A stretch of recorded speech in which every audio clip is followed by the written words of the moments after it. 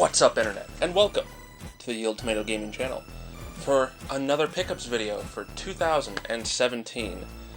And this is a very, very interesting one. Let's start with the one of the most surprising things, which is a vintage, I say vintage because it's far from new. I'm going to call it a late 80s, early 90s vintage 4-foot-long Nintendo sign. Now, yeah, there we go. This sign is still fairly dusty, and it's got a cool story behind it, in my opinion. I work at a department store that has been around since the 80s. Including its electronics department. And we went through a remodel not too long ago, I'd say maybe 5-ish years ago. And this was actually found like a couple weeks ago in the back of the store where most of the remodeling had been done. I don't know what it is that happened that caused this to not get destroyed or thrown out, but it's amazing. So basically, I'm working, and I hear my manager yelp out my name, just yell out my name, and I turn and I see him with this, like, big-ass grin, and with one hand he lifts up this humongous, just like, thump, Nintendo sign. I swear to God, my face must have been as bright as any kid on Christmas morning. I went up to him and I said, "What do I have to do to take this home?" And he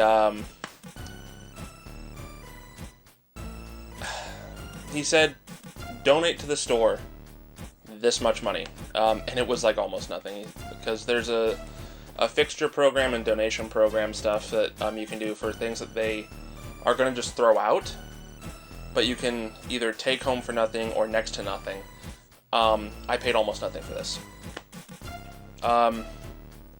Basically it was, he had to get approval from the store manager, from the store director, for it, but it was like almost nothing. In fact, we had another manager call looking for the sign, because he wanted to make sure it didn't get thrown out either.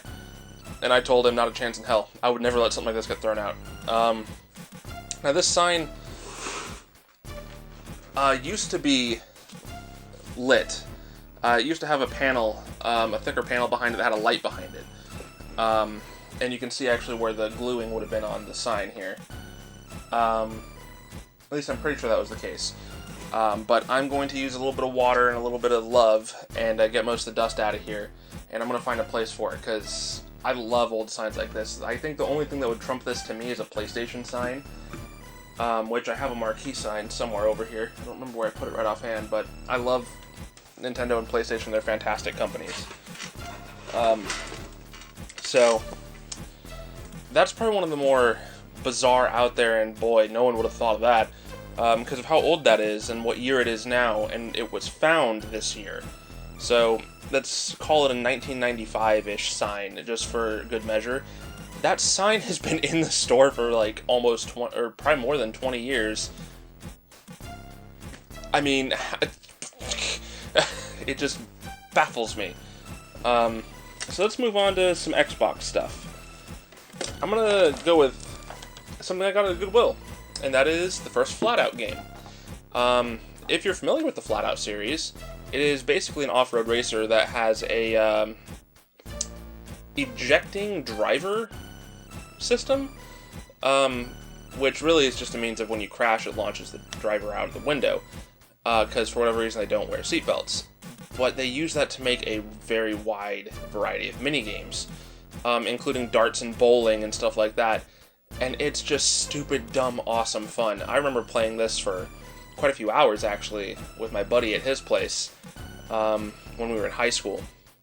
So I saw this and I'm like, alright, $5, sure. This is kind of a nostalgia trip, but also I remember being a pretty fun racer too. So, I mean, not as fun as Burnout, but still pretty fun. And the Smash Rally was cool. So, yeah, Flatout. And to go along with, you know, my... Oh, there's damage on this. I should get a refund. I'm not going to be that guy.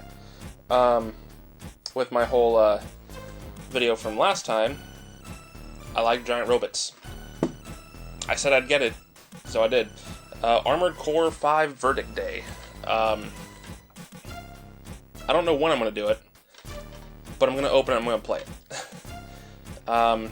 Relatively inexpensive new. I mean, it was, I think, like $25-ish. And the only reason I picked 360 is because of the simple fact the multiplayer elements are always easier and more enjoyable generally, from my perspective, on the 360. That and For Answer I feel performed a little bit better on 360. So, figured, you know, why not keep the trend there? Let's go with some PlayStation 4 titles. All of these are, like, they're very recent releases. Horizon Zero Dawn is basically Legend of Zelda Breath of the Wild, only not. Actually, I refer to it as Robo Turok, because that's what you're doing. You've got a bow and arrow and you're taking down robot dinosaurs. Have not opened it yet. I have a Sony PlayStation Rewards credit card, and I had enough points to get this game for, like, nothing. So, I think I paid, like, $3.61. Which I normally redeem on digital codes, so that way I can get DLCs and stuff like that for, like, nothing. But I figured I'd buckle down and get this because it's a game I want to get.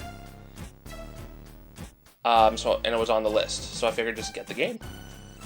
Made sense to me. Cost me almost nothing, so why not do it? This next game is a sequel that I was super excited for, and I don't know why I haven't played it yet. I kind of am not happy with myself for not playing it yet. Nier Automata. Why was I excited about this? Well, because the first Nier is a very unique action RPG that blends so many other elements, and it works. It's a very fun experience. It's a unique experience, if nothing else, and it's in the Drakengard universe. Now, another big reason to be excited for this was because it's a Platinum Games title, and Platinum Games makes solid gold, or I should say platinum, action games.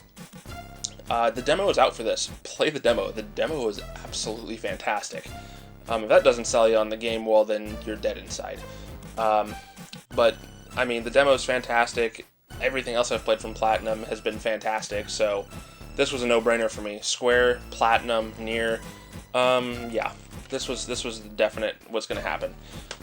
I actually almost regret not getting the special edition just because I love Square titles so much. Now this next one is interesting because it was delisted from every digital marketplace for a while. Ultimate Marvel vs. Capcom 3 on the PlayStation 4. Now, the physical version of this game is available exclusively through GameStop. And whenever something has issues with delistings all over the place and it gets another release at some point, I usually recommend just picking it up physically if possible, because delistings are terrible. And the best part about this one, this physical listing, if I remember right, yep, says it right on the back, fully loaded with all DLC characters, costumes, and stages, all on the disc. For, like, I think it's $30. Get it. Because, just get it. Delistings are a real thing. Do not rely exclusively on digital stuff if you can help it. I love digital games, but if you can get it physical, you should do that.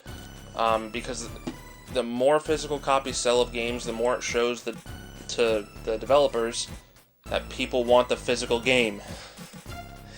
Yeah, that and, you know, yeah, just, yeah. Anyway, new Marvel vs. Capcom coming out, by the way. Infinite? It'll be interesting to see how that goes. I hope they bring some of the characters from Resident Evil back in here. That's just a personal one. I love her. Speaking of Resident Evil, I got an action figure. I got the Toybiz Mr. X Tyrant figure with removable jacket and attachable mutations. I'm currently going on a binge to get all of the Toybiz figures for Resident Evil 2. I am now missing one. And I may do a full review on the whole figure set once I get them all. I haven't decided yet. We'll see. But these were cool and inexpensive figures back in the day, relatively. And the fact that it's got, you know, the transforming elements is really neat. I like stuff like that.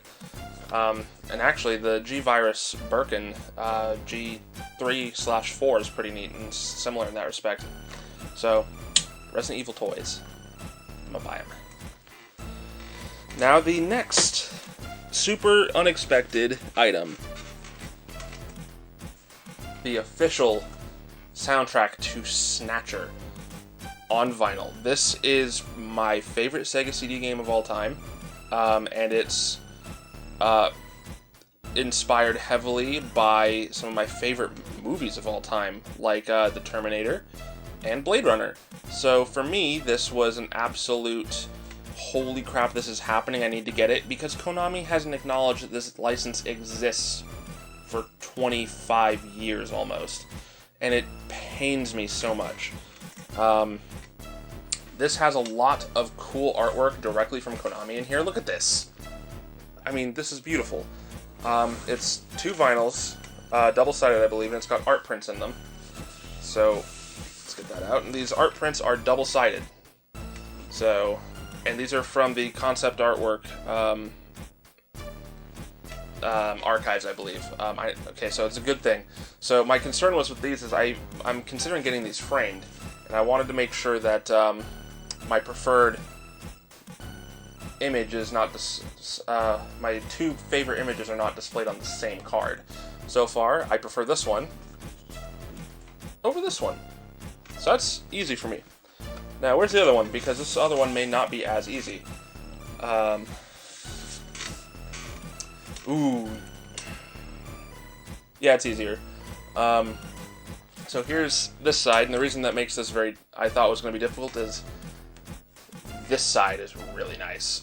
So I think these 2 framed up somewhere would look quite nice, don't you? Oh, gorgeous, gorgeous, gorgeous prints. Let's take a look at some of these vinyls here, huh?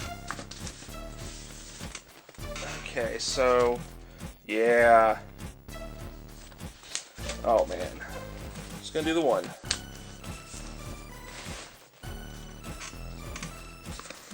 Oh, man, look at that beautiful red with black dotting through it. Oh, man.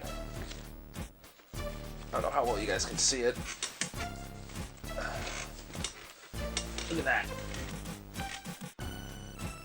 I don't know how well this is going to turn out in the video, but I'm trying. Now to put this away. I also don't own a record player. That's going to have to change. So, yeah. Snatcher, official soundtrack, on vinyl. This was... Who did this? Shit, I don't remember where I got this from. I don't think it wasn't Fangamer. Was it Mondo? No, it was the Yeti. This was a pre-order through the Yeti.com. If it's still there, holy crap, you guys should do it, because, duh. I said so. Snatcher. Amazing. So, yeah. Yeah, thanks for watching, guys.